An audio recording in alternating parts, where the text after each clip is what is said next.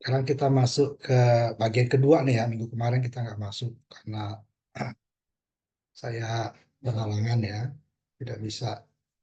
Sekarang kita ada kekurangan satu pertemuan, nanti setelah Lebaran aja kita ini kan ya. Sekarang kita masuk ke bagian kedua dari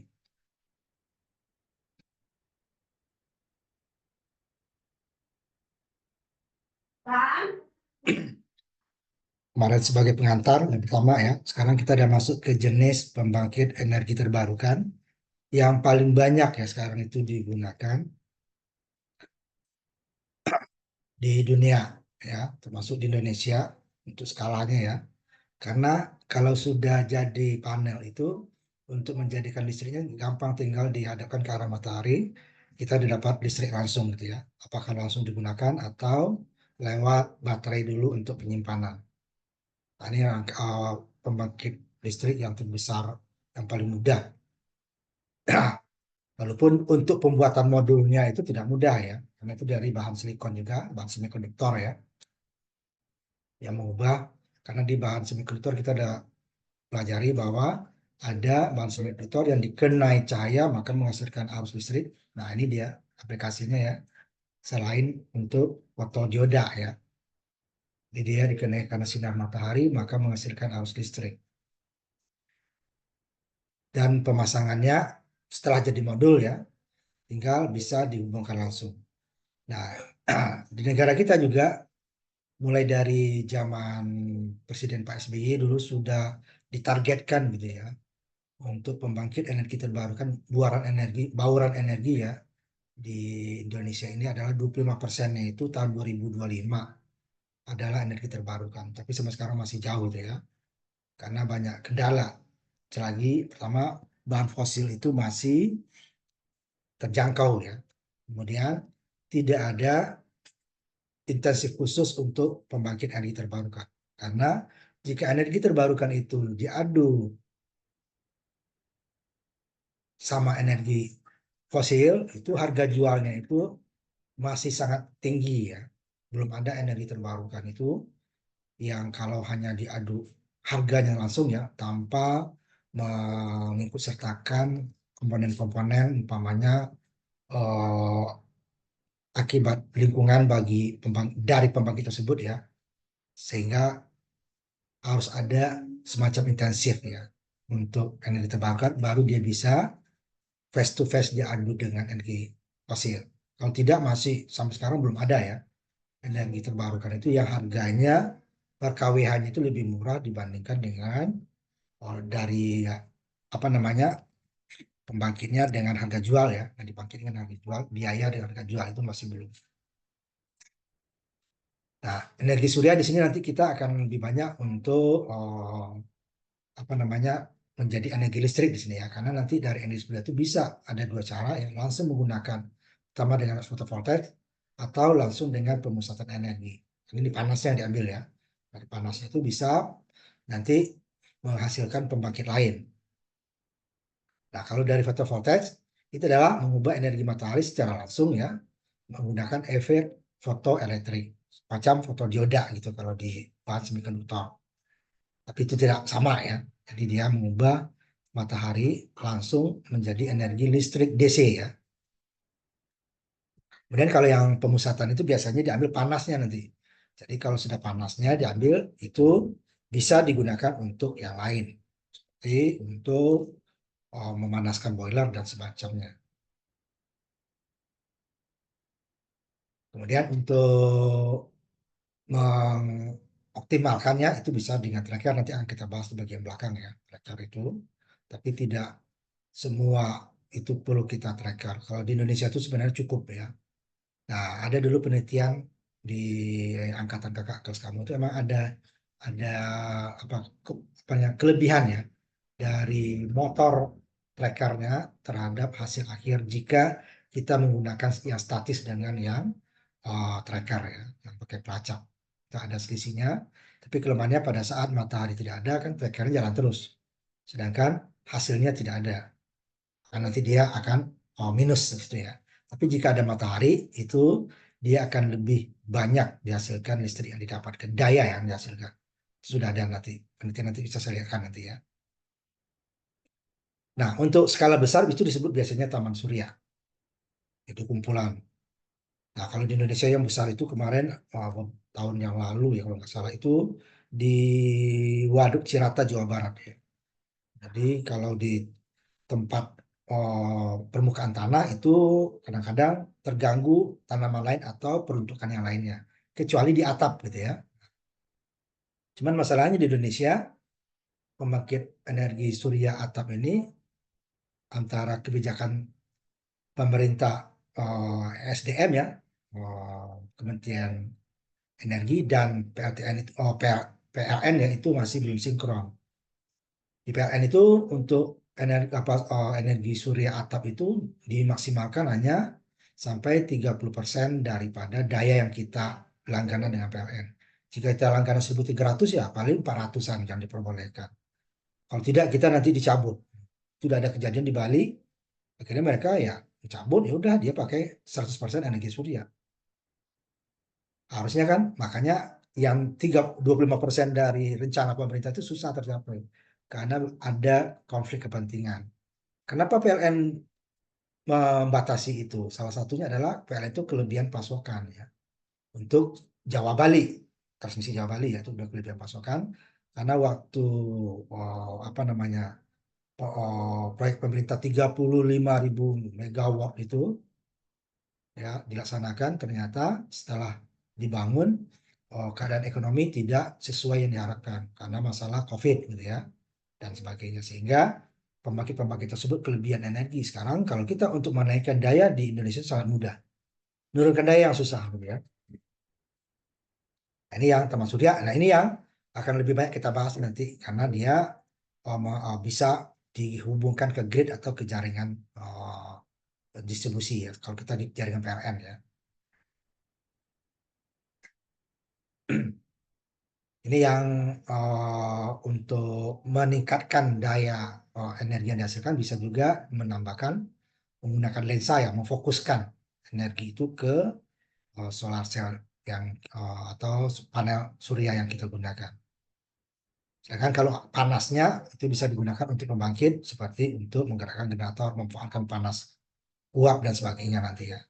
Tapi itu hanya dia berlaku hanya pada siang hari ya, pada gerhana matahari, tidak berlaku seterusnya. Kalau dijadikan listrik itu bisa kita simpan ke dalam baterai. Jadi pada siang hari langsung digunakan, pada malam hari digunakan lewat baterai. Tetapi kalau konsentrasi untuk diambil panasnya, panas itu tidak bisa kita simpan terlalu lama. Jika pada matahari sudah tidak ada atau cahaya matahari tidak ada, panas akan berkurang. Tidak bisa disimpan lama ya. Sudah ada penelitian ke arah situ ya, tapi belum aplikatif. Gimana supaya panas yang dihasilkan siang hari itu bisa digunakan malam hari dengan seperti kita menyimpan listrik di baterai. Nah, kalau sudah jadi listrik, nah itu adalah peralatan yang paling mudah disimpan, didistribusikan. Energi lainnya masih susah.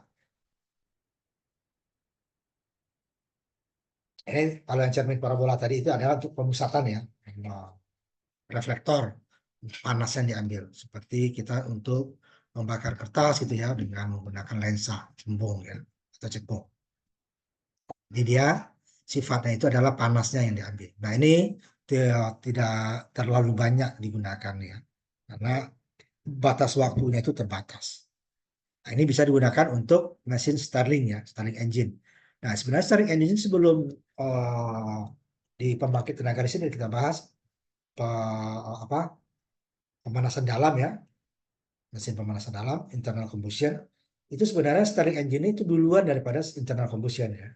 Jadi dia sudah ada jauh ya sebelum mesin pembakaran dalam itu ada, Stirling engine sudah ada atau apa pemanasan luar ya. Cuman efisiensinya kecil gitu ya, banyak terbuang karena dia hanya memanaskan, kemudian dia menggerakkan piston. Nanti kita coba lihat apa yang nanti apa namanya simulasinya ya gambar. Sehingga piston bergerak, udah kalau sudah bergerak berarti kita bisa menghasilkan listrik untuk menggerakkan generator. Sedangkan dari solar cell itu tidak ada yang bergerak. Ini dia paling makanya dia komponen atau material panel surya ini umurnya puluhan tahun ya. Secara teori itu bisa sampai 25 tahun. Dengan efisiensi berkurangnya itu sangat kecil gitu ya. Sampai 25 tahun itu masih di atas 80% ya itunya. Efisiensi apanya? Kinerjanya gitu ya. Sehingga apa namanya? Karena apa? Dia tidak ada gerakan sehingga dia akan awet. Paling kita membersihkan debu-debu di permukaannya saja. Sedangkan kalau mesin-mesin bergerak itu pasti ya ada pelumas, ada pendingin, ada mereka gesekan kan karena bergerak. Kalau solar cell tidak ada gerakan sama sekali. Contohnya panel surya yang oh, terpusat itu ya, yang disebut taman surya, ya, itu contohnya di Goro Mayove akan menjadi pembangkit listrik ya dengan pembesaran energi terbesar dengan daya mencapai 377 megawatt. Puncaknya tapi ya tidak akan konstan seperti pembangkit apa fosil. Kalau fosil umpamanya 100 megawatt ya selagi bahan bakarnya dipasok sama hasilnya tidak akan jauh berbeda. Nah, kecuali PLTA. Nanti kita juga di sini akan membahas tenaga air skala kecil. Kalau skala besar itu digunakan untuk dianggap itu energi konvensional, pembangkit konvensional. Ini ada 377 megawatt ini adalah maksimalnya ya pada saat energi mataharinya sangat terik. Ini juga negara barat itu sama dengan kita. Targetnya untuk energi terbarukan itu sekian-sekian ternyata kenyataannya itu tidak tercapai ya. Karena banyak kepentingan tadi. Tetapi mau gak mau ini energi terbarukan harus bergerak terus karena ya energi fosil pertama walaupun pertama apa namanya depositnya atau cadangan itu berkurang terus dan hanya beberapa negara ya yang mempunyai cadangan yang besar. Kemudian juga masalah pemanasan global karena pemanasan dengan energi fosil. Sehingga energi alternatifnya adalah mengubah ya, walaupun tidak 100% ke arah energi terbarukan. Cuma masalahnya energi terbarukan harga per kWh-nya itu masih tinggi ya. Ini sampai 10.000 megawatt ya dari energi terbarukan di Amerika. Tapi tidak tercapai ini ya, agak berat. Nanti akan kita lihat pembangkit-pembangkit atau taman surya yang skala besar ya. Ya skala kecil susah untuk dihitung, itu banyak. Nah, di Indonesia yaitu tadi di tempat apa namanya Waduk Cirata ya. Karena walaupun tidak ditutupi semua ya, kalau ditutupi semua juga bahaya bagi ekosistem danau ya, apa waduk. Jadi dia sebagian ditutupi. Kalau di permukaan tanah biasanya dibuat untuk tanah-tanah yang tidak subur ya. Kalau tanah subur kita akan menggunakannya untuk pertanian dan apa namanya perkebunan ya. Karena kita juga membutuhkan selain energi kita butuh pangan gitu kan. Nah, makanya tidak boleh saling meniadakan. Makanya dia dicari di tempat-tempat yang tidak mengganggu seperti umpamanya di pantai yang tidak ada untuk ininya ya nelayan atau di danau atau di daerah-daerah gersang ya yang memang tanaman tidak subur atau yang sebagian besar itu yang sekarang itu adalah di atap-atap rumah atau kantor atau industri. Nah, di Indonesia pemerintah sudah mengeluarkan peraturan bahwa industri-industri baru itu harus menggunakan energi terbarukan. Nah, karena pembangkit yang lain itu belum agak susah ya, makanya sebagian besar mereka menggunakan adalah energi surya. Walaupun tanpa baterai ya, biasanya dia hanya untuk mengganti lampu sebagian besar ya.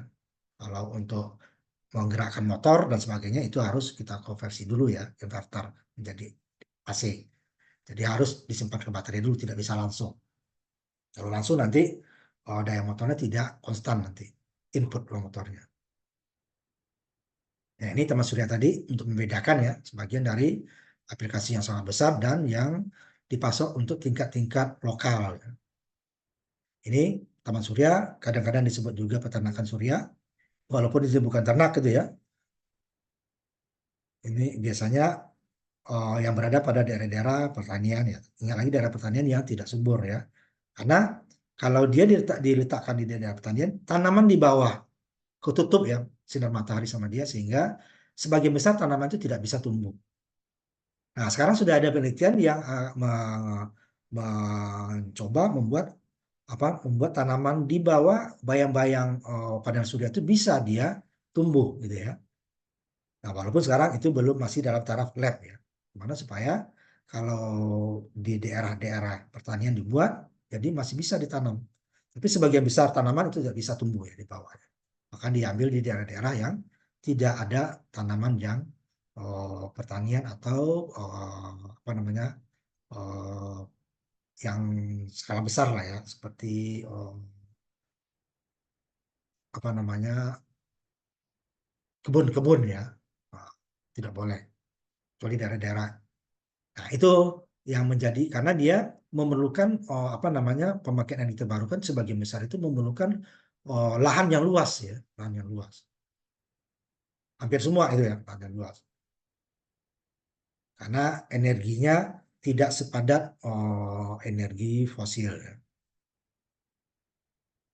Ini yang untuk menggunakan modul-modul fotovoltaik tadi.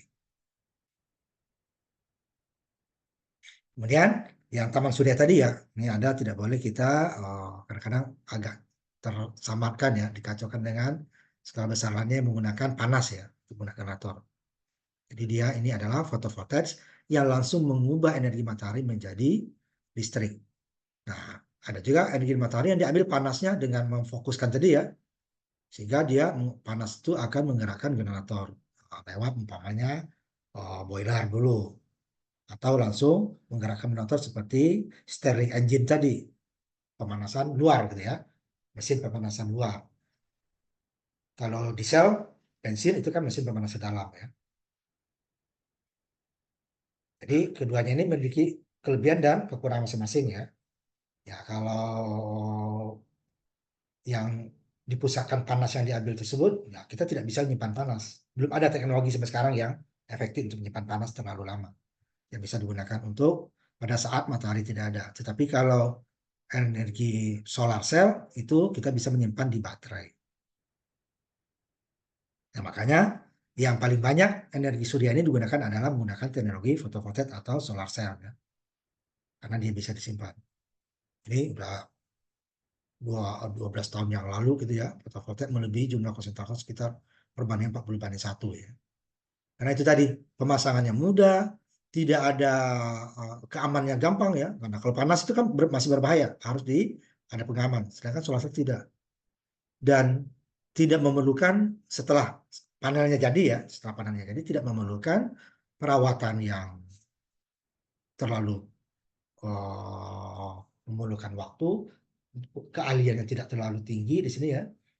Sedangkan kalau menggunakan panas itu udah kita mirip lagi dengan pembangkit apa namanya apa fosil ya, pengamanannya pengamanannya, pendinginannya, untuk gesekannya dan sebagainya. Sehingga kebanyakan orang lebih suka menggunakan solar cell daripada konsentrator tadi.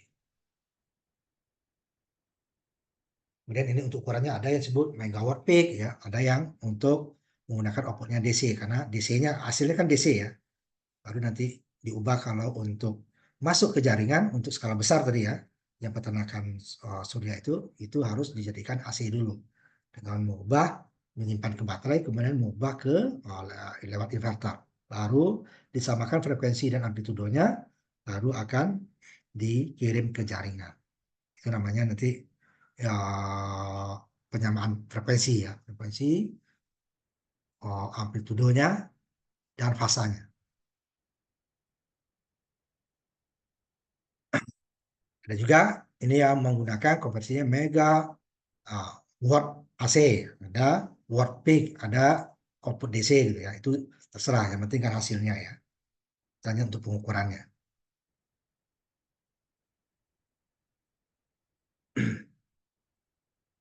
Kemudian kalau yang seperti pembangkit listrik fosil, volt ampere itu jarang digunakan karena dia memasukkan DC ya. Nah, di bagian besar dia bisa menggunakan skala apa ya, untuk skala besar itu ya minimal 1 megawatt peak. Itu pada saat puncak ya. Puncak. Dari tahun 2018 sudah banyak ya pembangkit-pembangkit di dunia yang beroperasi di atas 1 gigawatt. Itu berarti dia sangat luas ya. Nanti akan lihat foto-foto beberapa. Kaki 28 ada 7.300 ya, 7.000 lebih pembangkit dengan kapasitas gabungan hampir 180 gigawatt AC. Ini adalah pertanian surya atau taman surya yang besar ya. Ini menurut Wiki Solar. Nah, tentu sekarang akan meningkat lagi ya, karena untuk solar itu terus bertambah. Berbeda dia dengan kemarin kita waktu pembangkit energi pembangkit energi listrik untuk apa namanya nuklir ya, nah, itu bisa turun naik. Kalau solarnya dia bertambah terus karena efisiensi solar cell itu makin lama makin tinggi dan harganya makin kurang karena semakin massal produksinya itu dia akan semakin harga satunya semakin murah dan efisiensi juga dengan kemajuan teknologi juga makin tinggi. Ini contohnya di tanah-tanah yang apa namanya yang tidak produktif lah ya sifatnya. Ditanam juga tanaman untuk pertanian juga susah. Sehingga ini lebih baik kita gunakan untuk energi daripada dia menjadi gersang atau hanya rumput aja kan. Nah, kalau kita banyak yang seperti ini tuh di daerah Nusa Tenggara ya, Nusa Tenggara Barat, Nusa Tenggara Timur, sabana stepa itu ya. Pohonnya tidak tinggi-tinggi dan datar gitu ya. Sehingga nanti untuk menyerap mataharinya ini maksimal ya dari barat ke timur ya itunya. Apalagi kita di Indonesia di daerah Khatulistiwa. Sedangkan kalau di negara subtropis hanya 6 bulan dia yang cocok. 6 bulannya dia agak jauh. Sehingga makanya mereka menggunakan nanti tracker diarahkan. Dan saat matahari di utara, yang di selatan akan mengarahkan ke utara. Pada saat matahari di selatan, ya selatannya di negara-negara selatan khatulistiwa. Nah, kalau kita di negara khatulistiwa itu lebih aman. Walaupun tetap ada bergeser sedikit ya, bisa aja lihat matahari, tapi itu tidak perlu. Jadi kita cukup mengarahkan kemiringannya ke bukan barat timur ya, utara selatan. Sudah, itu kita hampir dapat sepanjang. Tidak terlalu jauh jika kita menggunakan tracker. Ini contohnya ya. Ini yang hitam-hitam ini yang solar cell ini. Ini air, ini yang belum dipasang. Ini daerah pertanian. Jadi daerah-daerah yang itu tidak produktif lah ya, daerah gersang kan sayang. Atau kalau daerah-daerah yang mempunyai gurun nah, seperti Cina atau Timur Tengah gitu ya, atau Afrika, nah itu banyak. Tapi tidak boleh juga itu ditutupin ya. Sebenarnya sudah ada penelitian yang di Sahara ya, Gunung Sahara di Afrika. Itu kalau umpamanya ditutupin itu Gunung Sahara itu dengan solar cell, itu energi di dunia itu terpenuhi. Tapi apa akibatnya? Pindah gurun ke Amerika. Amerika Selatan ya. Karena ternyata umus-umus dari debu-debu di Sahara itu dibawa oleh angin ke daerah apa namanya Amerika Latin atau Amerika Selatan ya, sehingga di sana subur. Nah kalau ditutup, tentu nanti umus-umus tidak akan bisa terbang. Kita dapat energi di daerah lain akan menjadi gersang. Makanya kenapa sih di daerah Sahara itu tidak semuanya, padahal kan itu mataharinya tinggi ya. Nah, ternyata ada juga kelemahannya tidak bisa kita tutupin. Ternyata gurun Sahara yang di Afrika itu memberi manfaat ke daerah yang sangat jauh ya, beda benua itu, benua Amerika, Amerika Selatan ya, atau Amerika Latin. Nah ini sebenarnya hampir sama dengan pembangkit energi fosil ya. Yang skala besar itu biasanya di produsen itu adalah produsen independen ya. Kecuali di negara berkembang itu banyak yang masih negara. Nah, di Indonesia aja pembangkit-pembangkit itu sudah mulai swasta. Kecuali jaringannya. Jaringan itu susah untuk diswastakan ya karena masalahnya mahal. Kalau sedangkan oh, sumbernya itu hanya dari pembangkit. Jaringan itu kan tidak menghasilkan. Tapi tanpa jaringan, pembangkit tidak bisa menghasilkan juga ya, mendistribusikannya. Nah, ini apalagi yang skala kecil ya, itu rumah tangga, perkantoran itu sudah mulai. Nah, di negara subtropis seperti di Jepang atau di Korea, Korea Selatan ya, itu mereka banyak sekali kantor-kantor sampai sebagian besar itu jendela mereka itu menggunakan solar cell. Ya. Padahal mereka itu tidak sepanjang tahun seperti di Indonesia mataharinya ya. Mereka dari daerah subtropis itu karena ada musim dinginnya.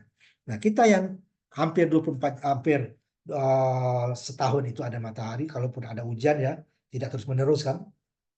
dalam seminggu itu paling lama, kemudian pasti ada lagi matahari, masih sangat jarang lah ya penggunaannya. Kecuali industri-industri yang diwajibkan, karena itu izin ya.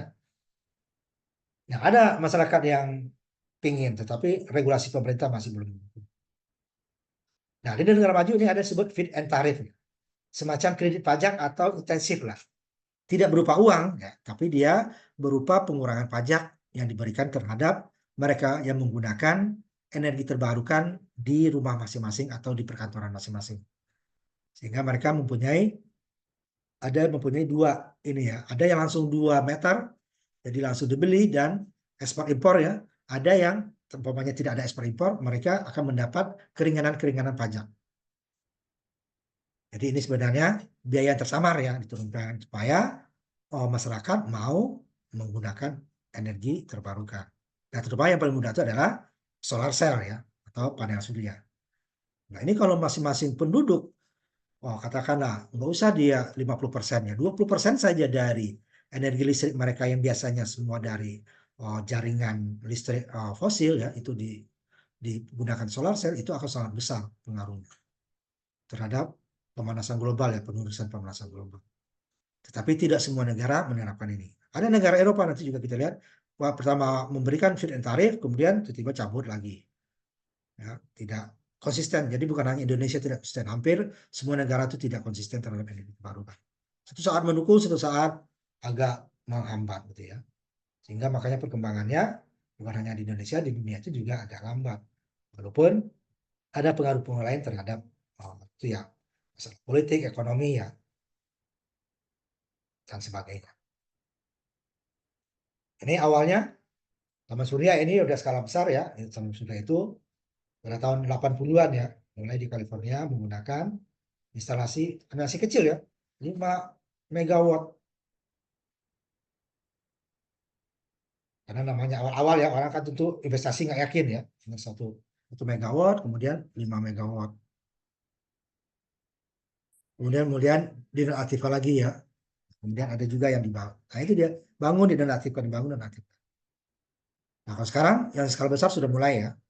Karena pertama pengaruh pemanasan global itu ya, kemudian juga tidak terjaminnya energi energi fosil, karena banyak sebagian besar negara itu tergantung ke negara lain ya. Sedangkan matahari itu hampir semua negara dapatnya, walaupun intensitasnya berbeda-beda. Nah, seperti Jerman, dulu dia mengikuti revisi 2004 ya untuk fit and tarif untuk kredit. Jadi untuk pembangunan pembangkit skala besar itu ya diberikan keringanan-keringanan.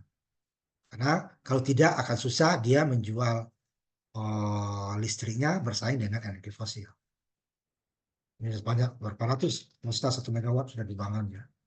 Apalagi di zaman ini terasa waktu perang Rusia Ukraina ya. Karena sebagian besar Eropa Barat itu tergantung dari gasnya Rusia. Nah, Rusia bisa stop. Nah, dengan energi terbarukan ketergantungan kita terhadap negara luar itu makin berkurang. Walaupun sistem negara belum, kalau bukan dikombinasikan ya, tidak bisa mengharapkan 100%. Ya harus kombinasi terhadap potensi-potensi energi terbarukan yang ada. Nah, ini yang kita bahas nanti. Dari surya, air skala kecil, kemudian biomasa, kemudian juga angin, kemudian panas bumi. Panas bumi tergantung lokasi ya. Kalau yang tadi itu hampir semua ada. Kemudian energi laut ya, mulai dari gelombang, pasang surut ataupun perbedaan sudut atau otek ya, present thermal convection. Nah, itu harus dikombinasikan. Kalau satu seperti matahari ya hanya ada pada siang hari. Kalau angin nggak bisa, nggak dijamin, siang juga belum tentu ada, malam belum tidak bisa bisa ada deh kan. Jadi dia tidak ada energi terbarukan ini yang continuous, kecuali nanti panas bumi. Nah kalau panas bumi seperti dia uap ya, tapi uapnya dibakar oleh alam yang memanaskannya. Sehingga itu bisa dia berkelanjutan, tetapi yang di luar itu tidak ada. Atau skala kecil untuk air ya. Ya, itu kan tergantung panas kan. Kalau bumi panas yang panjang itu dia akan berkurang juga. Tapi yang konstan itu ya panas bumi. Selagi pasokan panas bumi dari inti bumi masih mengalir, ya itu akan berlangsung terus. Tetapi itu juga tidak dijamin ya dapatnya. Ya, seperti kita bahas sempat kemarin, dapat panasnya tetapi bercampur dengan apa namanya uap beracun itu juga masalah. Nah, sedangkan kalau solar cell ini tidak, cuman dia tidak dijamin 100% dalam sehari gitu ya. Dalam siang saja belum tentu dapat full, apalagi ada malam. Itu juga dengan Spanyol, fit and tarif itu ya dilakukan. Karena di Indonesia nggak ada ya. Skala besar itu ya, 60 taman sudah diberikan fit and tarif supaya ada intensif bagi pengembang energi terbarukan. Kemudian yang skala besar ini Amerika Serikat, Cina, India. Nah, di Asia itu ini selalu ya pembangkit konvensional, nuklir, ini Cina dan India ini selalu ya, energi terbarukan. Nah, seperti Cina juga, India, mereka juga punya gurun ya, gurun. Apalagi Cina itu gurunnya bagian utara ya, Cina itu ada gurun sehingga mereka bisa memanfaatkan. India juga ada. Di kita ada beberapa kecil ya, di daerah Bromo ada beberapa ya, tidak ada manfaat dimanfaatkan karena kita termasuk yang banyak sebenarnya hampir semua energi terbarukan kita itu ada. Tetapi yang baru skala agak besar itu baru angin, itu pun hanya di Sulawesi Selatan, kemudian panas bumi ada beberapa tempat, ada Sumatera Utara, ada Jawa Barat, ada beberapa tempat ya. Sekarang ada mau dibangun di Nusa Tenggara, cuman banyak yang protes masyarakatnya. Kemudian matahari, itu yang kita yang. Padahal hampir semua nanti ya ada di Indonesia. Nah, sedangkan negara maju atau negara besar ya, nah, seperti kalau Cina, India itu memang penduduknya banyak ya. Sedangkan mereka bukan penghasil energi fosil ya. Sehingga mereka berupaya menggunakan energi uh, terbarukan ini untuk bauran energi mereka. India dan Cina itu importir juga ya. Batu bara Indonesia itu banyak ke Cina.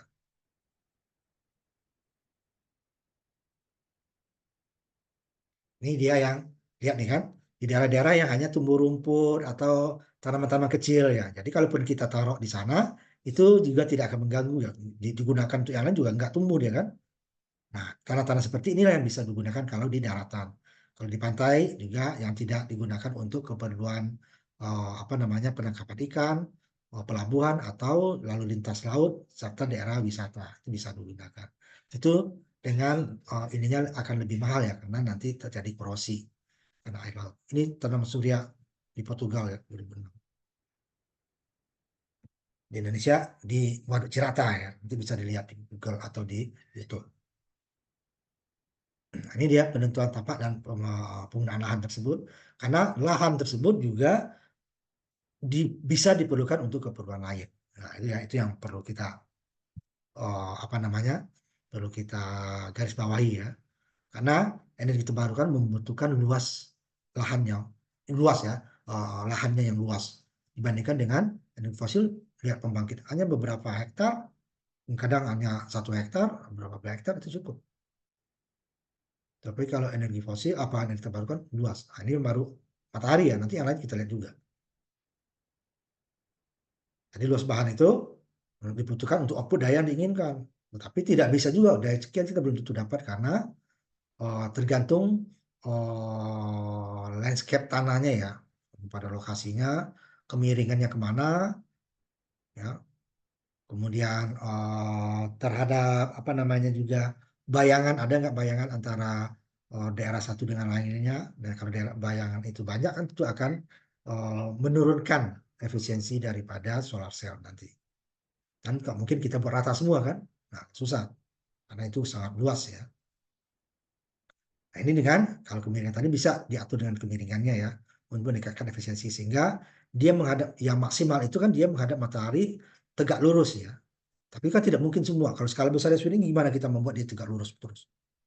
Diperlukan energi yang besar kan, pada tracker. Ini dia diam ya, tidak pakai tracker. Karena butuh biaya yang besar.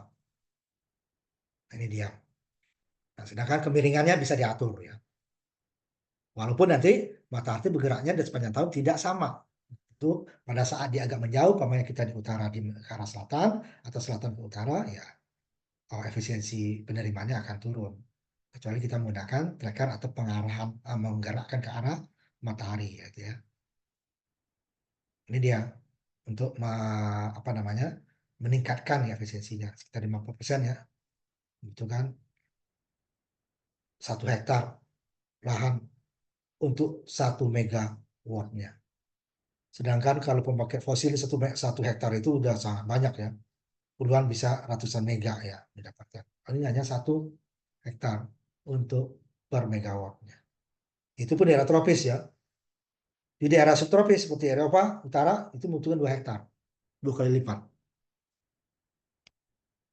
Sehingga makanya dicarilah daerah-daerah atau lahan yang tidak produktif gitu ya. Kita gunakan. Kalau yang produktif ya tidak bisa. Kita hanya mungkin paling di atap ya. Nah, kalau atap itu kan biasanya individu atau kelompok kecil ya. Nah, ini kemiringannya juga diatur ini tadi ya. Sehingga yang array atau urut apa deretan yang ini tidak membayangi yang belakangnya, yang ini tidak membayangi belakangnya gitu ya. Jadi makanya dia perlu lahan yang luas. Tidak boleh rapat semua. Kalau kiri kanan kan rapat yang salah. Kalau deretan pertama, kedua, ketiga dan seterusnya ini tidak boleh bayangannya itu menghalangi atau bayang itu mengenai deretan yang di belakang dia atau di depan dia. Karena kalau dia tertutup bayangan itu efisiensinya akan turun drastis gitu ya. Makanya dia perlu daerah yang luas tadi.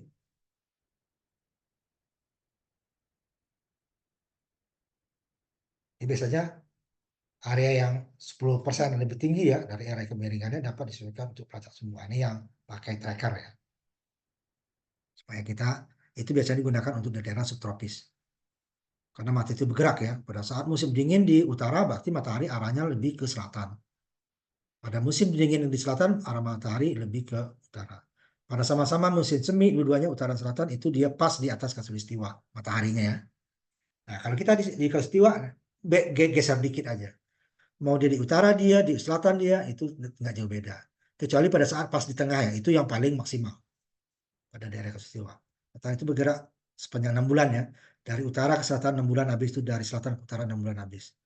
Jadi setahun itu dia akan bergerak sebanyak itu lebih kurang 20 derajat ya selisihnya.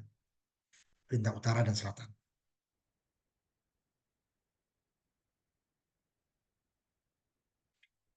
Nah, ini biasanya digunakan untuk lahan-lahan yang tidak produktif ya. Sehingga pertanian berjalan, energi juga dapat. Agrivoltaics ini gabungan ya. Jadi di mana tanaman-tanaman yang bisa tumbuh di dalam bayangan, di bawah bayangan-bayangan fotovoltaik tadi itu di tanaman ini gabungan industri apa pertanian dengan listrik. Tapi itu tidak banyak ya. Bisa meningkatkan 30% dan nilai ekonominya ya.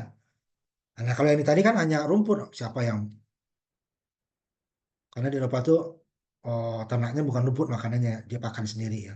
Indonesia masih lah bisa rumput ya. Di negara itu mereka negara maju itu apa pakan mereka sudah diproduksi khusus ya, tidak diambil dari rumput lagi. Nah ini apa tidak ada nilai ekonominya ya.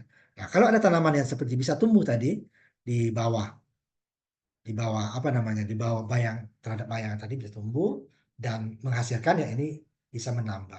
Tapi ini masih terbatas ya jenis tanamannya. Kemudian lokasi bersama ini maksudnya untuk efisiensi jaringan. Jadi ada pembangkit dari satu tempat di tempat yang berdekatan gitu ya. Nanti biasanya ini kan dia jauh dari jaringan listrik atau grid ya. Sehingga membutuhkan jaringan juga menuju gridnya. Nah, kalau dia beberapa di lokasi yang berdekatan digabung itu akan bisa bersama-sama menggunakan jaringan yang sama sehingga biayanya bisa dibagi. Tidak masing-masing menuju mempunyai jaringan listrik sendiri ke jaringan PLN kalau kitanya ya atau disebut grid. Jadi masing-masing berbagi. Kalau tiga bisa sepertiganya jadinya ke depan masing-masing kan jadi 100%. Jadi kalau bertiga hanya 33%. Kalau berlima hanya 20% dari biaya. Itu akan menurunkan biaya. Kan itu termasuk biaya ya. Sehingga nanti interkoneksinya dapat, kemudian biaya untuk interkoneksi itu akan dibagi dengan beberapa kelompok taman surya.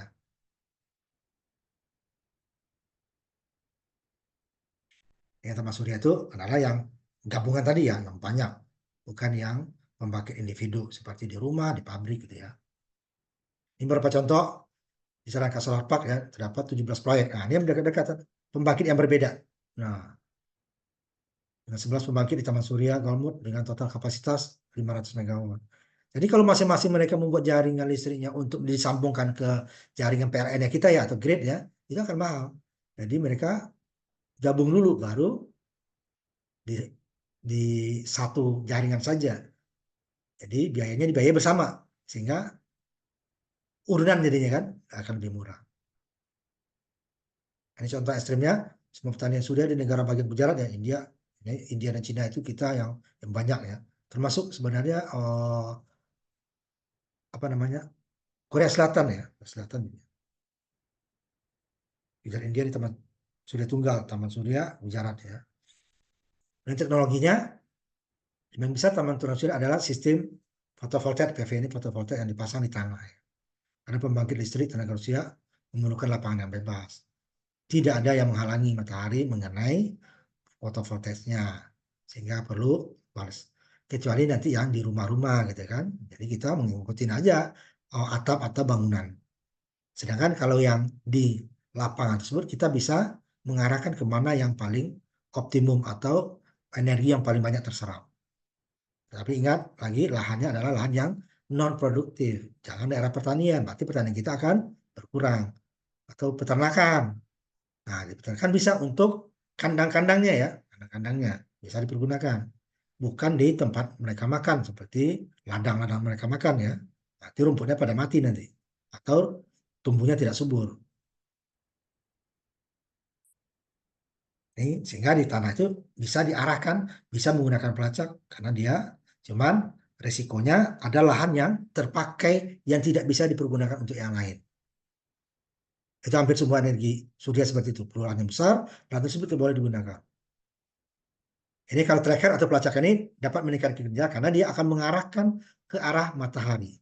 Sedangkan kalau yang statis atau diam, ya nunggu aja matahari lewat pas tinggi ya tinggi, pas rendah ya terima rendah. Sedangkan kalau tracker dia akan bergerak, dia akan mengikuti akan sehingga mendapatkan energi yang lebih tinggi. Tetapi juga ada outputnya, pengeluarannya. Untuk pelacakan itu perlu energi. Nah, perlu juga listrik untuk menggerakkan motornya. Kemudian untuk daya yang menggunakan KAC, kita perlu dia diinterkoneksikan dulu ya. Kemudian masukin ke jaringan, kemudian baru di inverter dulu. Ubah KAC, kemudian disinkronisasi namanya ya. Karena harus sama frekuensi yang mau kita pasok ke jaringan dengan yang listrik yang sudah ada di jaringan. Sebelum dia masuk ke trafo ya. Trafo kan hanya meningkatkan daya saja ya, tegangan sama arus. Sedangkan fasanya sama, frekuensinya sama, tidak ada yang berubah. Baru masuk ke jaringan. Pengukur array ya, itu yang deretan tadi nih, array. Deretan yang tadi ya. Nih, ini apa ini? Yang harus diatur pertama, bayangan tidak boleh ya, saling menutupi. Sebentar lagi ya, kita jam 6 istirahat ya. Nanti setengah 7 lewat kita lanjutkan ya. Array surya adalah subsistem yang menggunakan cahaya masuk menjadi energi. Berarti dia kumpulan deretan lah ya. Yang terdiri dari banyak modul surya dipasang pada suatu pendukung saling terhubung dan memberikan output daya ke subsistem dan pengisian daya elektrik. Nah, ini sebenarnya array nanti nih. Baik. Tidak satu-satu ya. Nah, kalau di taman surya itu pasti array. Ya. Yang mayoritas adalah sistem lapangan bebas tadi ya. Karena dia butuh lahan yang luas. Dan tidak boleh rapat-rapat. Ya kan? Karena kalau rapat dia akan membayangi yang lainnya. Sehingga bayangannya akan menutupi cahaya matahari yang datang. Tidak boleh saling menutupi. Sehingga perlu lapangan bebas dan luas. Nah, kalau area atap ini dia mengikuti bentuk daripada atap ya. Tidak bisa kita dapatnya sedikit ya itu udah resiko. Tetapi kan kita dapat energi gratis kan sebenarnya. Tetap tanpa menambah lahan. Nah, itu keuntungannya area atap ini. Ya, lahannya tidak bertambah kan, udah jadi rumah juga, udah jadi bangunan juga. Nah, kenapa nggak atapnya kita gunakan solar cell? Kalau itu digunakan untuk bangunan-bangunan, rumah rumah tangga, perkantoran, ya kan, industri itu akan sangat membantu sekali. Karena dia tidak akan menambah lahan. Tetapi kalau yang array yang tadi itu akan kita menyediakan lahan yang hampir tidak bisa digunakan untuk yang lain. Tutup ya kan?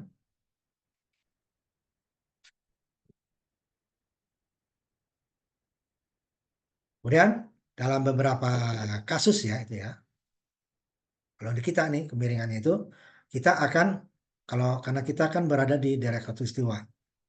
Jadi menghadapnya itu kemiringan itu adalah utara selatan.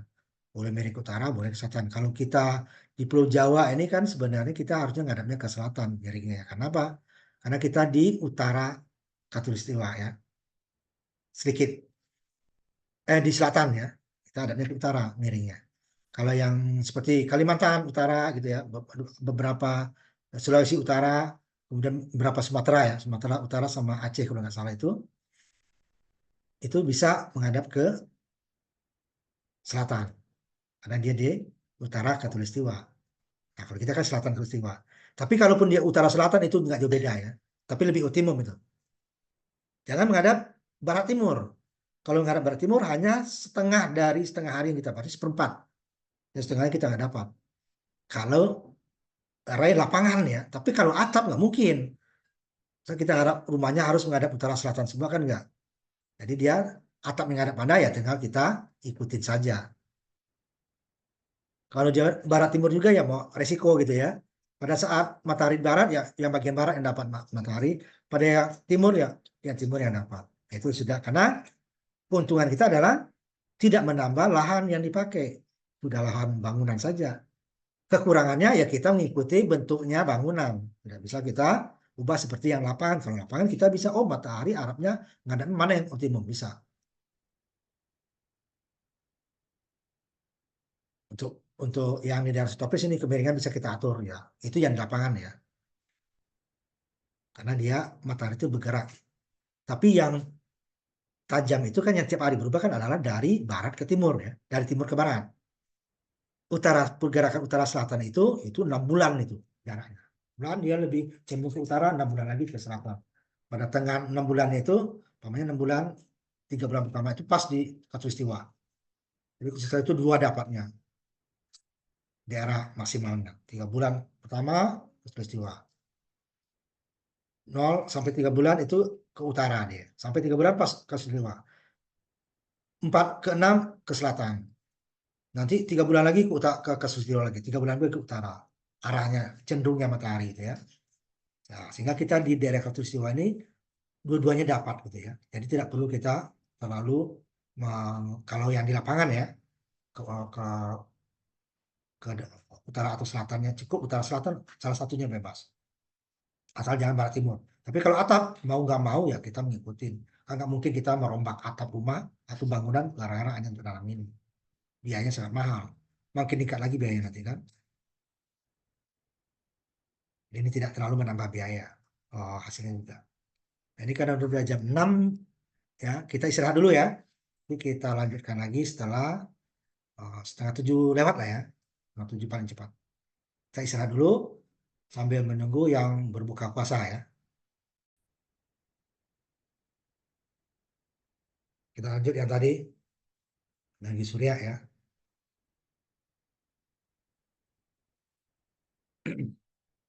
Nah ini pelacak sumbu ganda. Kebanyakan pelacak itu sumbunya tunggal biasanya ya untuk dari timur ke barat. Tetapi kalau daerah-daerah yang lokasinya berada di utara Khatulistiwa atau selatan Khatulistiwa atau subtropis lah ya, subtropis utara dan selatan, itu pada saat matahari berada di selatan Khatulistiwa, maka daerahnya kan jauh dari matahari, makanya sumbunya diarahkan ke selatan. Kemudian yang satu lagi itu adalah barat timur, kan matahari bergerak dari barat ke timur ya, mengikuti. Kemudian itu bergeraknya sepanjang tiap jam, sedangkan kalau antara utara dan selatan itu hanya dalam sebulan itu paling sekali dua kali gitu ya, diputarnya. Jadi tetap kalau yang tiap hari, yang tiap jam itu adalah barat timur, ini sumbu ganda. Nah, kalau kita di daerah Khatulistiwa ini tidak perlu sumber ganda, cukup yang tunggal saja. Jadi mengikuti matahari dari timur. Pada saat matahari timur arahnya ke timur. Pada saat matahari di barat arahnya miringnya ke barat gitu ya. Itu dia akan dapat uh, efisiensi energi yang tinggi ya. Karena setiap saat dia selalu mendekati uh, tegak lurus dengan matahari. Karena energi terbesar solar cell itu adalah pada saat matahari tegak lurus terhadap solar cell-nya. Nah, kalau sumbu ganda itu adalah untuk daerah-daerah di utara atau selatan Khatulistiwa. Nah, daerah subtropis ya, subtropis di utara dan selatan Khatulistiwa. Sehingga pada matahari di arah selatan, yang utara menghadap ke selatan. Matahari di arah apa namanya utara, yang selatan menghadap ke utara. Nah, kalau kita tidak perlu, walaupun emang ada sedikit pergeserannya ya, tapi tidak terlalu signifikan dibandingkan dengan energi yang untuk menggerakkan, apalagi dia hanya tidak setiap saat ya, tidak setiap hari seperti barat ke timur pergerakannya, sehingga dia bisa melacak nanti untuk sumbu ganda ini pada saat di utara mataharinya dia mengarah ke utara yang selatan ya. Kalau yang di utara nggak masalah, yang selatan yang mana. Mataharinya di atas di utara selatan Khatulistiwa berarti yang selatan menghadap ke utara. Utara juga menghadap ke selatan. Tapi pada saat dia di tengah-tengah di daerah Khatulistiwa, nah itu dia dua-duanya sama ya. Tidak perlu dia terlalu menghadap. Nah, yang bergerak yang membutuhkan energi yang besar itu adalah yang setiap hari dari barat ke timur. Kalau utara selatan itu dia hanya beberapa kali saja dalam sebulan, mungkin sekali atau dua kali ya, karena pergerakannya dari utara sampai ke selatan itu adalah 6 bulan. Sedangkan dia tidak 6 bulan full kan, dia masih di utara, ya utara nggak perlu. Yang selatan bergerak. Pada saat di Kasustiwa juga nggak terlalu, di selatan dia baru. Jadi dia paling 3 bulan dah ya, yang perlu dia arahkan ke arah yang berlawanan utara atau selatan. Kemudian juga untuk gerakannya juga tidak boleh, karena dia kan berputar ya. Nah, kalau tadi kan yang diam itu hanya kita jaraknya saja. Bayangannya tidak mengenai yang belakang. Salah. Nah, kalau yang dia uh, punya sumbu, nah dia kan bisa timur barat, utara selatan gitu kan. Sehingga dia jaraknya itu harus lebih jauh lagi supaya tidak saling membayangi untuk yang lainnya. Nah, itu dia pelacak sumbu ganda ini. Itu dia memerlukan energi ya untuk menggerakkan sumbunya. Nah, mungkin kita yang menggerak mutar. Sehingga ini akan membutuhkan apa namanya kontrol yang lebih kompleks. Kalau yang hanya barat timur itu lebih mudah.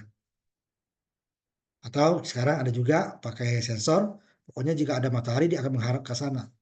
Jadi dia bergerak kalau umpamanya matahari ke timur dulu kan, kemudian gelap umpamanya. Kalau yang tracker hanya berdasarkan waktu dia akan berputar terus ke arah barat. Tapi kalau yang pakai sensor tidak, dia akan diam. Tiba-tiba matahari sudah di arah barat, dia akan langsung berputar ke arah barat. Dia akan lebih irit energinya. Sedangkan kalau berputar berdasarkan waktu, ya dia ada nggak ada matahari dia tetap berputar menuju dari timur ke barat. Kemudian setelah malam di barat, kemudian dia otomatis geraknya ke timur lagi. Jadi ini bisa meningkatkan output energinya sampai 30% ya.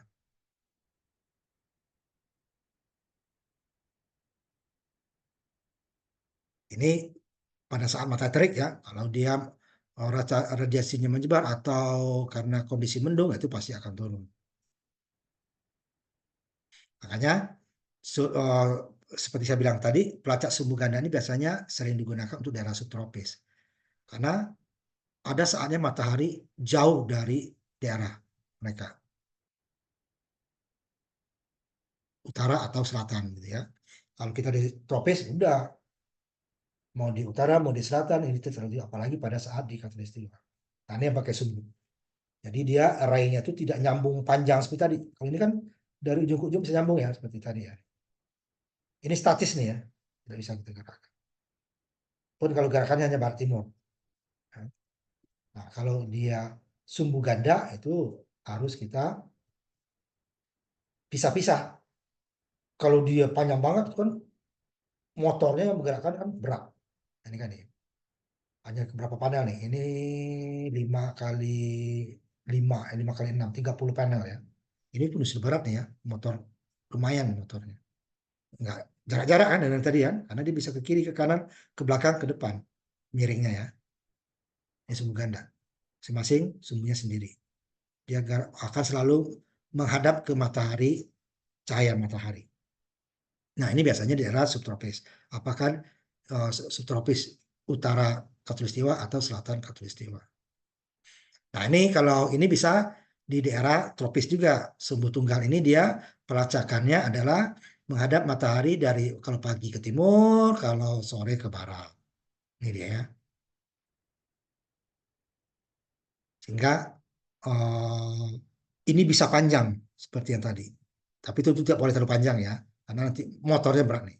Karena dia hanya ke belakang, ke depan miringnya ya, bukan kiri, samping kiri kanan nggak. Ini sumbu tunggal. Kalau sumbu ganda tadi dia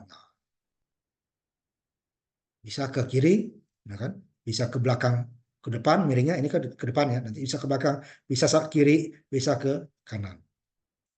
Nah, kalau sumbu tunggal dia hanya belakang depan, berarti belakang depan itu adalah ke arah barat, paginya ke arah timur, kalau kita ya, sore dari siang nanti jam 1 lewat ke arah barat arahnya. Kalau ini dia pagi timur, barat, ini juga bisa miring ke kiri, bisa miring ke kanan. Tapi miring ke kiri kanannya tidak tiap hari, tidak tiap minggu, mungkin sebulan sekali atau 2 kali ya menggesernya, kemiringannya. Tapi kalau ke barat dan timur itu berganti sepanjang waktu selama setengah hari kan, dari siang sampai sore. Ini pelacak tunggal, hanya searah. Dia kalau di khatulistiwa kita utara selatan ya miringnya. Karena matahari kan dari timur ke barat. Jangan menghadap barat timur. Jika menghadap barat pada saat matahari di timur dia tidak dapat.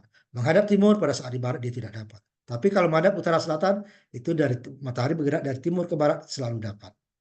Paling dia lebih banyak mana ke arah timur, utara atau selatan miringnya, lebih banyak sedikit.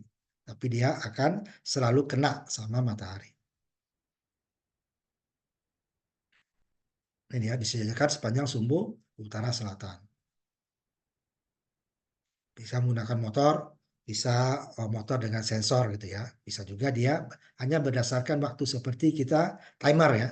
Timer di kamera terus, tapi timer itu ruginya itu tadi energinya matahari ada nggak ada dia akan bergerak terus itu ya. Kehalang apa namanya? Kehalang awan dia tetap bergerak. Tapi kalau dengan sensor tidak, pada saat awan nggak ada dia diam. Tapi setelah matahari jauh, keumpamanya tadi ke timur, matahari tiba di barat langsung dia sekali saja gerakannya lebih irit. Sensornya harus ada pakai kontrol program ya. Ini konversi daya. Nah, tidak semuanya listrik yang kita perlukan itu adalah DC kan. Apalagi yang taman surya tadi. Kalau taman surya itu kan emang membutuhkan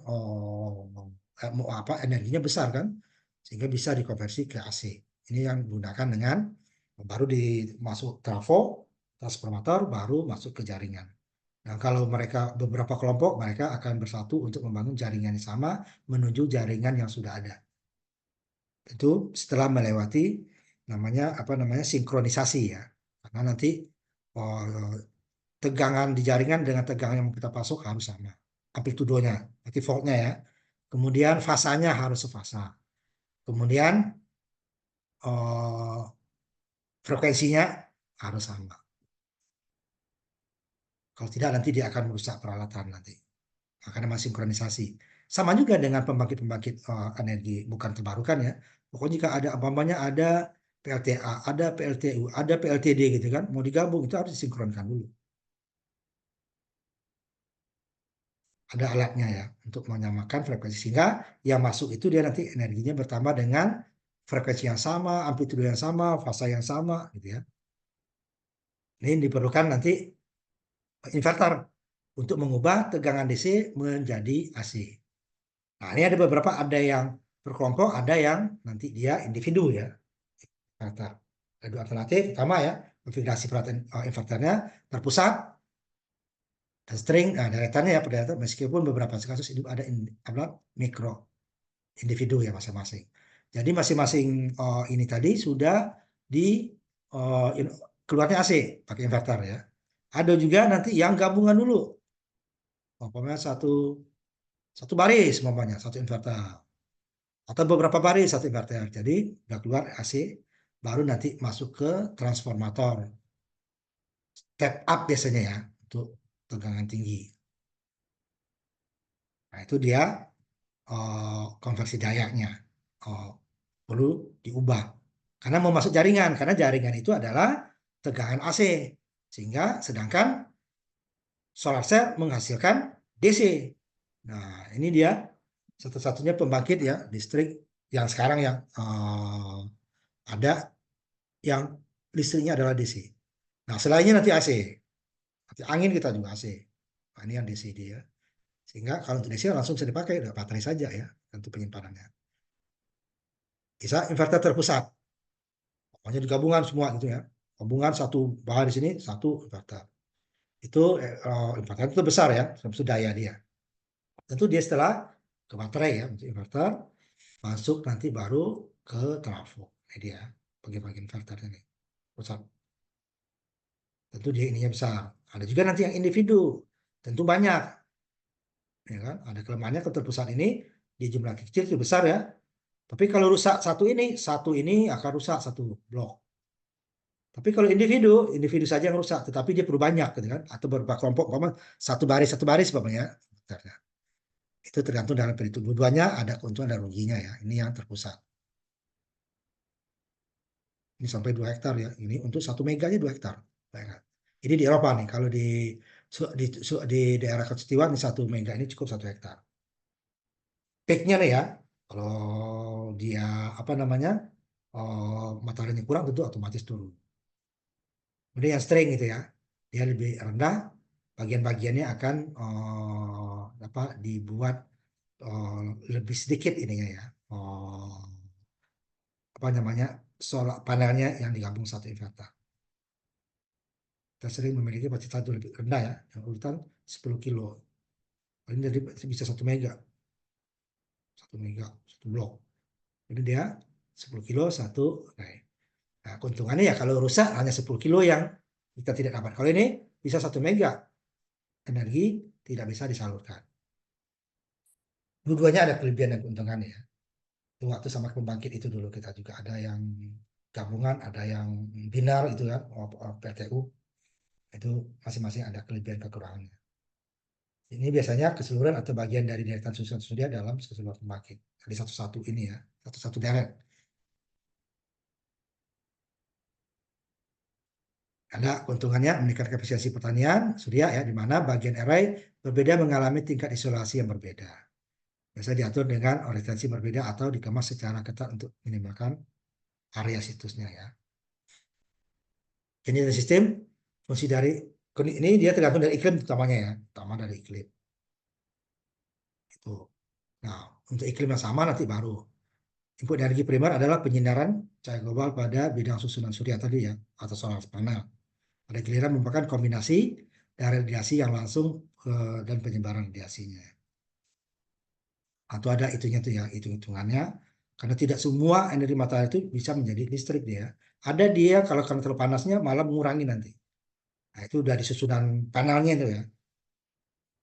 Dan kita tidak membahas itu karena terlalu teknis itu. Itu di pabrikasi daripada solar panel surya. Nah, penentu utama dari output sistem adalah efisiensi konversi dari modul surya. Oh, yang tergantung pada jenis sel suryanya. Nah, model-model yang sekarang itu efisiensinya jauh lebih tinggi dari yang dulu. Untuk lebar yang sama, ukuran 1 meter persegi umpamanya. Kalau dia enggak ya, dia lebar dan panjangnya beda ya, umpamanya 1 meter persegi lah. Keluaran yang tahun 2000 dengan 2020 umpamanya itu jauh, efisiensi jauh lebih besar Tapi jika makin tinggi efisiensinya, tentu energi yang dihasilkan akan makin tinggi. Nah, sedangkan nggak mungkin kita baru 2 tahun diganti gitu kan, karena umurnya ini bisa sampai 25 tahun dengan penurunan kinerja yang tidak sampai 20%. Pembersihannya hanya paling bersih-bersih debu saja gitu ya. Kemudian tentu akan ada rugi-rugi antara output DC dari modul surya dan daya AC yang dikirim ke jaringan. Pasti itu ya, karena lewat lewat inverter kan. Setiap sistem akan ada rugi-ruginya. Ya kalau mau full ya DC, tapi kan tidak semua DC itu bisa kita perlukan, apalagi masuk ke jaringan. Itu sudah resiko ya, pasti ada rugi-ruginya, tapi nggak terlalu besar. Seperti kehilangan penyerapan cahaya, ketidakcocokan penurunan tegangan kabel ya. Nah, kabel ini juga mempengaruhi efisiensi konversinya. Nah, ini di apa namanya di inverternya, kemudian operasi lain dan sebagainya ya. Itu kecil lah. Yang pertama nih kabelnya sama konversinya. Percaya kan dari input ya. Saya itu tidak bisa. Ini dari efisiensi dari panel. Kalau efisiensi tinggi penyerapan cahaya akan bagus. Nah, contohnya. Jadi ini dengan ini tidak boleh bayang ini menimpa sini. Nah ini bisa dia satu sumbu ya. Maksud dia satu sumbu. Barat timur doang nih. Tidak beda bisa dari kiri kanan. Dari kiri kanan dia hanya beberapa ya. Ini kan kakinya dua nih.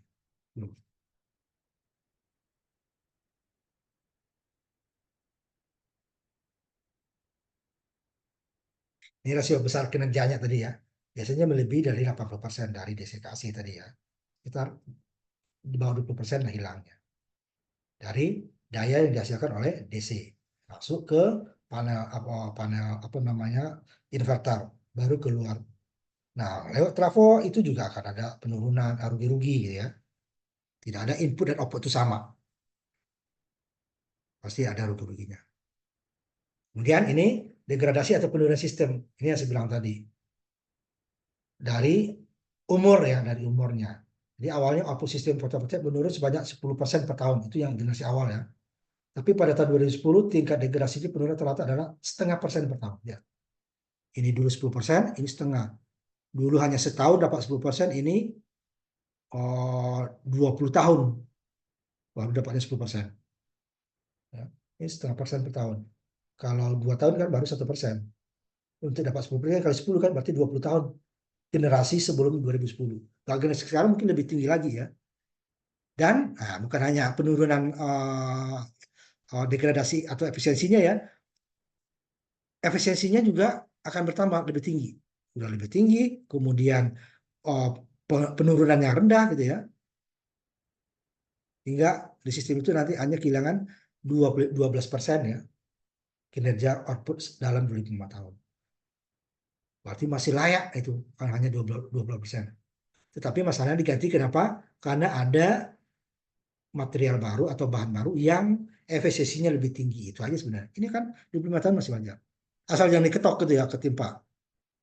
Dia hanya dibersih-bersihkan aja. Makanya ini kan dibuatnya di daerah-daerah yang tidak dekat itu ya.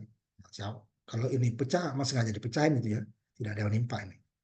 Daerah rata, jauh, dan ini nggak ada tumbuhan.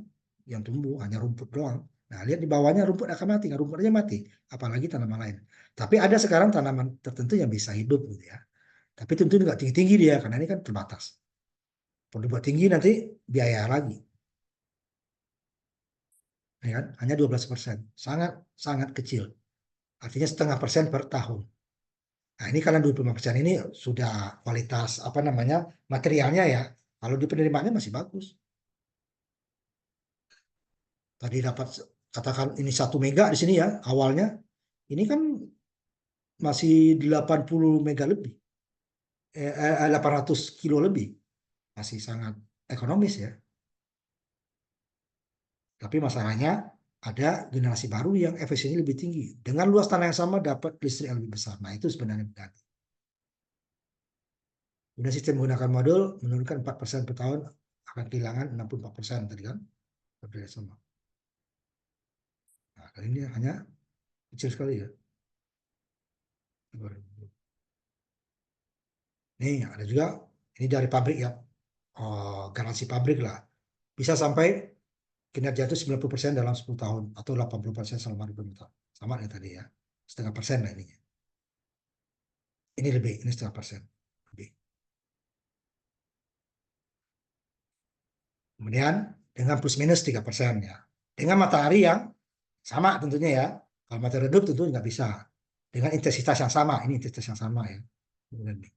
Intensitas berbeda, walaupun baru 1 tahun dia, bisa saja dia hanya dapat 40% ya. Karena redup ya mataharinya kan.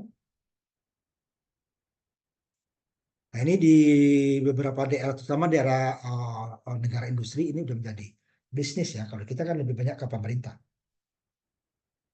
Karena tadi masalah luasnya ya, peluangnya luas. Nah, kalau bangun pembangkit fosil kan gampang. Itu dapat berapa pembangkit itu kan untuk belas yang sama. Tapi kan ini tidak perlu memasok energi. Cuman listriknya tidak dijamin sepanjang hari. Nah, ini yang bisa menjadi, sudah banyak ya yang menjadi pembangkit-pembangkit independen yang bergabung ke jaringan. Independent power production. Nah, kalau swasta istilahnya kalau kita ya. Ada juga yang seperti koperasi atau masyarakat. Itu tergantung lokasi ya, siapa yang mau. Cuman masalah kalau di Indonesia itu udah izin untuk apanya, jaminan untuk pembelian energinya itu belum. Kalau nggak salah besar ya. Sehingga nanti kalau itu banyak, PLN bisa menonaktifkan pembangkit fosilnya pada siang hari.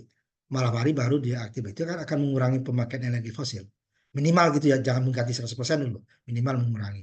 Nah, cuman masalahnya kan PLN itu perjanjiannya dengan yang pembangkitnya dari swasta, itu sudah ada perjanjian bahwa PLN akan membeli, butuh nggak butuh PLN, energi listrik yang dihasilkan oleh pembangkit swasta sudah beli. Nah itu masalahnya. Sedangkan daya serap energi listrik itu tidak seperti yang diperkirakan. Kirakan ekonomi bergerak sekian, ternyata ada COVID gitu kan, akan berkurang kan. Jadi berkurang umpamanya pabrik tutup, itu berkurang itu pasokan apa permintaan PLN kan. Kalau rumah tangga nggak terasa itu, tapi kalau pabrik itu kan besar ya. Nah, ini pengembangannya di Indonesia itu masalahnya. Kalau di luar itu sudah lebih, memang karena mereka sumber energi mereka terbatas gitu ya. Ini udah pengembang proyek yang nggak perlu kita bahas. Ini mulai dari perencanaan, engineeringnya, masalah teknikannya, pengadaan, konstruksi, ini ya, dokumen pembelian ya, dan konstruksi, kemudian sama apa namanya, konstruksi bangunannya. Nah, baru nanti ke jaringan. Ini sama, hampir semua sama dengan ini ya. Itu juga dengan izin lingkungan ya, atau semua. Mulai dari persetujuan perencanaan, karena ini luas ya, daerahnya luas.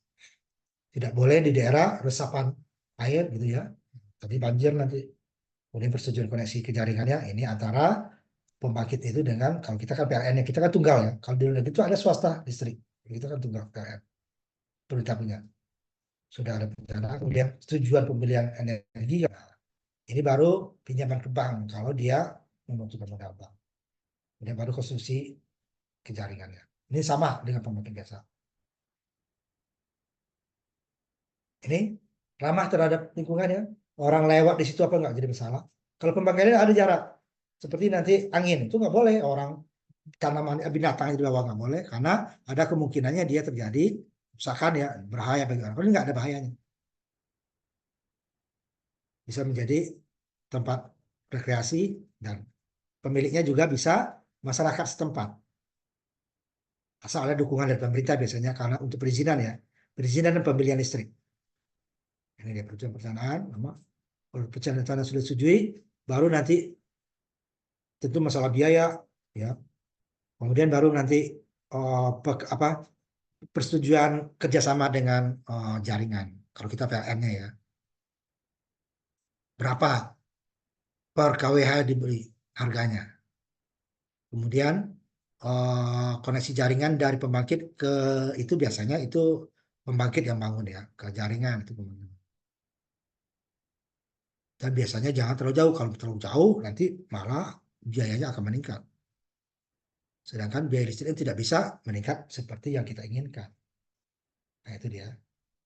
Jadi kita lanjutkan ke minggu depan ya. Minggu depan mungkin kita terakhir untuk apa namanya sebelum Lebaran ya. Kita kalau nggak salah itu tanggal 22 terakhir kuliah. Nah, yang tadi saya ingatkan lagi ada dua PR ya. Pertama PR yang minggu pertama, lihat di itunya ya, di video yang pertama ada PR di situ. Kemudian PR yang kedua itu segera dikumpul ya, yang PR pertama. Yang kedua ini adalah yang tadi komunikasikan masing-masing maksimal satu jenis pembangkit dua. Sama-sama energi angin dua orang, matahari dua orang, laut apa gelombang dua orang umpamanya, biomasa dua orang, dua boleh dua judul ya, tempat yang berbeda ya. Nanti kalau ada waktu kita presentasikan ya.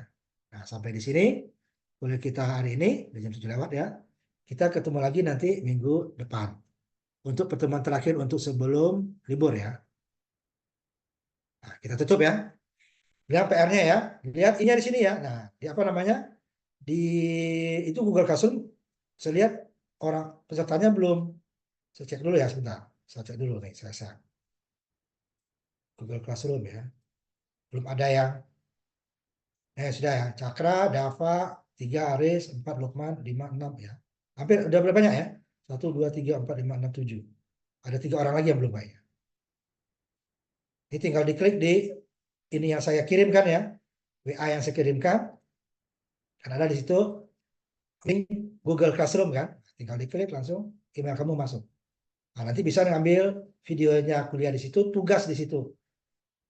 Tugas pertama di videonya ya. Tugas kedua itu tadi udah saya kirimkan juga di Google Classroom. Terima kasih, kita tutup ya. Assalamualaikum warahmatullahi wabarakatuh. Selamat malam, ketemu lagi kita minggu depan. Ya. Waalaikumsalam. Kita tutup ya.